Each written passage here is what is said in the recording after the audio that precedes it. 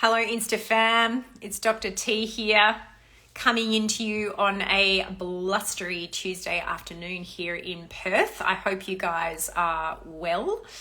I thought I would do a quick rapid fire Q&A. I am heading in to have my breast cancer surgery tomorrow.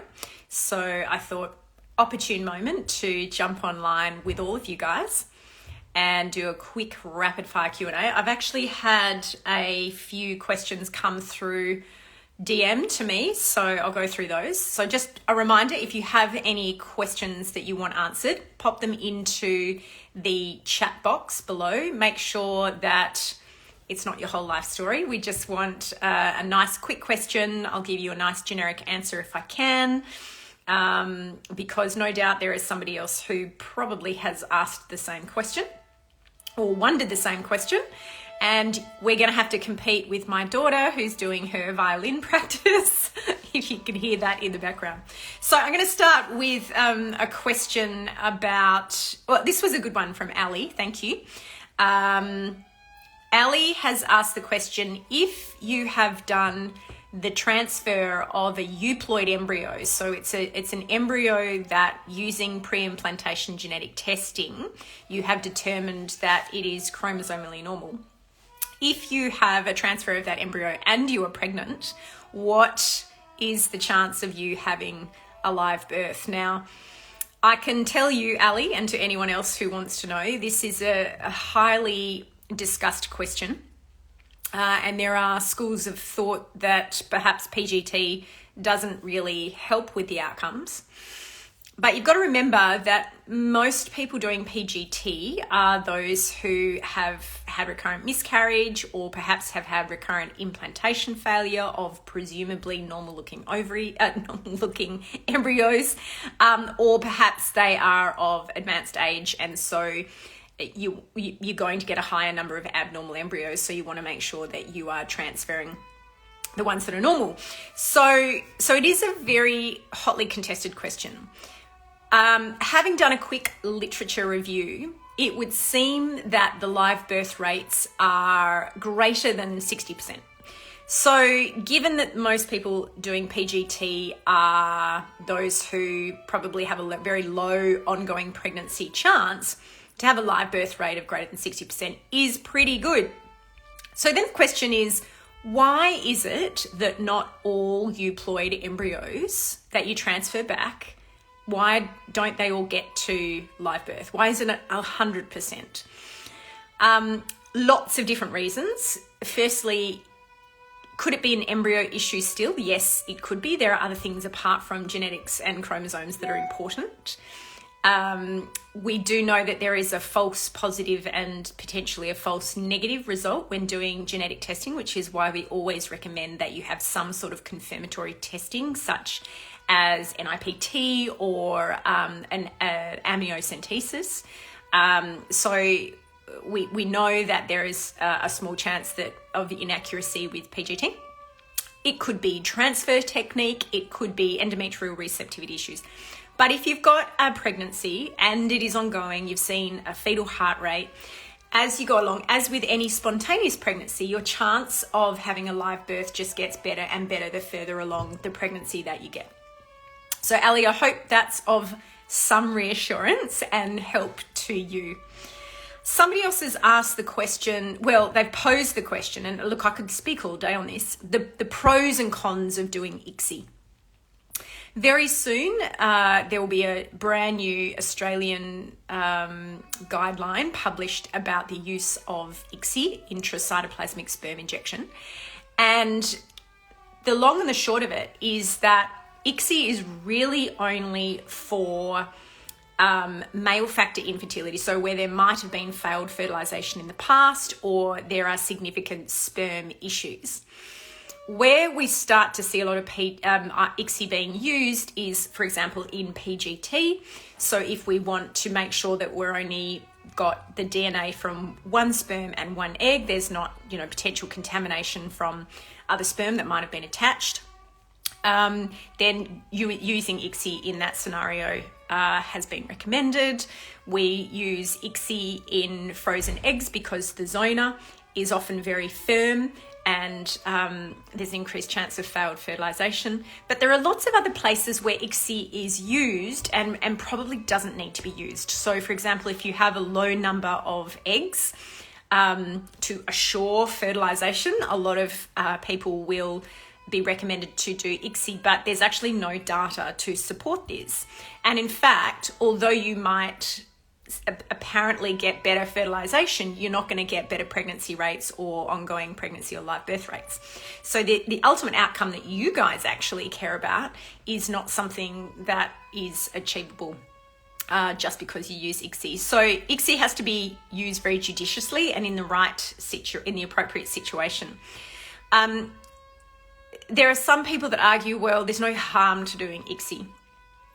It is one step removed from natural selection. So the scientist is looking down a microscope and they are looking for a sperm that looks nice and it moves well, but it doesn't allow for natural selection. So that there's an argument against it. And one of the other arguments is there is some data that suggests large data sets that may suggest a slightly higher rate of congenital malformations in ICSI over IVF. So they would be things like a cleft lip, hole in the heart, perhaps a kidney abnormality. Again, is that because of the process of ICSI itself, or is it because of the background population that are actually using ICSI? So for example, those who might have a male factor for fertility issue. So I think to answer that question, I think ICSI has to be used in the most evidence-based way possible. If done well, it can be very successful, but I think it shouldn't be ICSI for all. Absolutely not. Somebody else asked the question, the age-old question about double embryo transfer.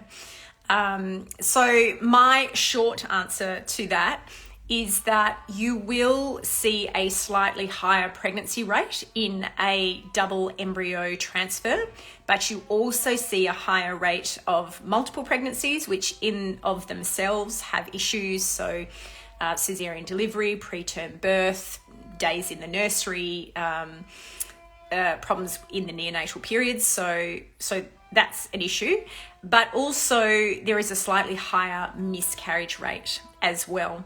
So again, our policy here in Australia, particularly for people going through IVF for the first time, single embryo transfer, you could discuss double embryo transfer with your clinician if you've had recurrent implantation failure, but it's certainly not something that we do or recommend first line. Somebody else asked the question about treatments for oligozoospermia. So that means low number of sperm. And look, again, I could spend all day on this, but someone was asking about hormonal treatment. You know, should a man have recombinant FSH? Should they have Clomid treatment? Should they get hormone treatment? It really depends on the cause. So where you might introduce hormone treatment would be is if there is a central cause. So in other words, the pituitary gland or even the higher centers are not working as well, and you supplement in recombinant FSH or HCG, Ovidrel, for example. There's not really a point to hormonal management if the problem is within the testis itself. So if there is an issue that the sperm itself, the testis itself is not producing enough sperm because perhaps there are pockets of the testis that just don't produce or don't have any germ cells, then no amount of hormonal treatment is actually going to help that. So it's vitally important in the context of oligozoospermia that you determine where the problem is, because that is going to help you target treatment. So they were some great questions that came through on direct message. Now let me just flick through. I've seen a few more questions come through. Lots of people have joined. Lovely to see you all. Hello, hello. Santina's Treasures, what are your thoughts on testing of the vaginal microbiome to indicate uterine microbiome for implantation issues? Huge research area. There was a whole session attributed to the microbiome at the recent ESHRA conference, the European Fertility Conference. And there's huge controversy as to whether or not the vaginal microbiome is indicative of anything happening at the uterus. I don't think we are at the point where we can say that we could just do a simple assessment of the vaginal microbiome, determine what that is, and then assume that it's the same in the uterus. So I don't think we are there yet. I think that the uterine microbiome, the cervical microbiome, and the vaginal microbiome are all completely different. They probably have some cyclicity to them, but I don't think that we have a sensitive or accurate enough tool, nor do we understand that relationship between vaginal and uterine microbiome as yet. So I think if you're looking at microbiomes, you want to test the uterine microbiome. And again, I don't think we've got really good commercial tools available as yet for that.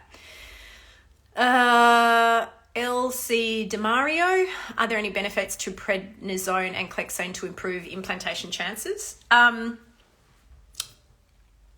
If you look at the evidence-based literature around, and I'm assuming you mean either miscarriage or implantation failure, so they are slightly different things. They kind of fall under the banner of recurrent pregnancy loss, but understand that there's a slight difference between implantation failure and recurrent miscarriage. So let's talk about implantation failure.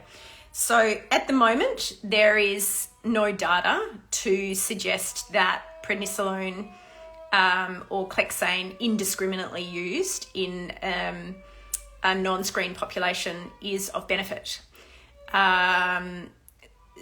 Where might clexane be of benefit? If you have someone who has a thrombophilia, a clotting abnormality that has been detected, so antiphospholipid syndrome, for example, where there might be anticardiolipin or lupus antibodies present, then there is an indication for the introduction of clexane.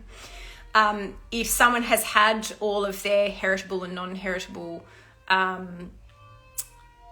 thrombophilias checked and they're all normal, then there doesn't seem to be an indication for introduction of clexane.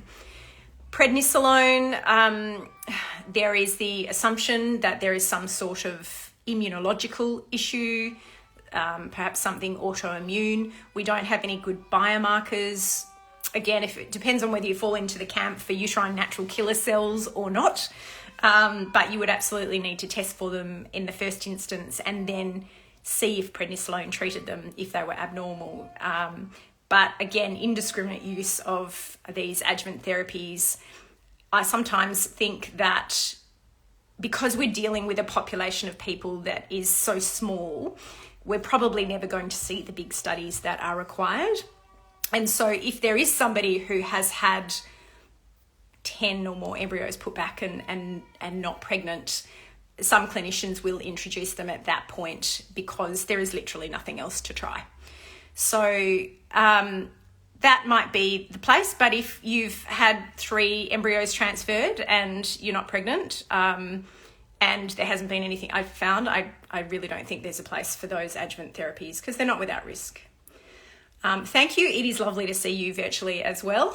2 falls. Thanks for your message. Doggo, is higher sperm viscosity a problem for IVF ICSI? Is there any way to improve it? No, because the sperm is prepped prior to doing IVF and ICSI, so generally a viscosity is something that is overcome. Great question though, is viscosity something that can be improved? I've read up on this one before, and the only bits of information I've found is better hydration and perhaps anti-inflammatories might help higher viscosity, but nothing else really has been found to improve viscosity, but doing IVF and ICSI will overcome that because the sperm is prepped. Sparkling 786, what are your thoughts over IUI versus IVF for age? Oh, I would not be recommending IUI at all. The success rates with IUI, they're doubling your background chance of success, and at 40, your chance of spontaneous pregnancy probably less than 5%. So across the board, IUI success rates 15% at best. IVF is going to get you far better chances of success than IUI, absolutely. Oh, gosh. Great questions tonight, guys. So some of you might want to know a little bit of an update for me. So just to wrap up, I am going in for surgery tomorrow. Chemotherapy, as many of you know, has finished. You might even notice I've got a little bit more vitality about me. I feel like I've got my brain back. It would be very interesting to go back and have a listen to my lives from about 3-4 months ago when I was really being battered by chemo. But I've certainly got my brain back. I've got my vitality back again. Still a few residual symptoms, but nothing that I can't deal with on a daily basis. But yes, going in for surgery tomorrow. I have elected to do what's called a wide local excision or lumpectomy for my particular type of cancer, which is an invasive ductal carcinoma. And the size that it is and how it's responded to chemo, that is the best outcome for me. So they're going to do a wide local excision of the tumour. They're going to put something called a mag seed, which is a little magnetically responsive metal piece. They're going to radiologically insert that into the tumour bed first so that the surgeon is able to find it using magnetics during surgery. So that's really interesting. And they're also going to pass some special dye into the tumour, which will drain to my lymph nodes in my armpit. And so what they will then do is sample the first node that the dye goes to. That's called the sentinel node. And they'll be looking to see if there is any tumour in that sentinel node. That changes the stage of the cancer that I have. So at the moment, it doesn't look like there is any cancer cells in that, according to the PET scan that I've had, but histological confirmation will be required. So day in hospital for me tomorrow. I haven't had surgery in over 10 years. No, well, not quite 10 years actually. So I'm a little bit nervous, but I have a wonderful surgeon. The hospital, St John of God, have been amazing. I'm all prepped. I'm all ready to go. I've got information up to my eyeballs, so I feel very comfortable going ahead with it. And then there'll be just a little bit of rehab after that. So thank you to everybody. Yes, thank you. Cross my fingers that my lymph nodes are clear. Cross my toes as well. Thank you, Thumpin' Frankie. I will be brave. I will still be afraid, and that's okay. But I will be courageous. And I will make sure that I update all of you guys on the flip side of this. Yes, thank you for all the luck and love that I have received from everybody. So here's me signing off for today. And I'll come back to you guys on the flip side, let you know how I went. And yeah, I have the tiger.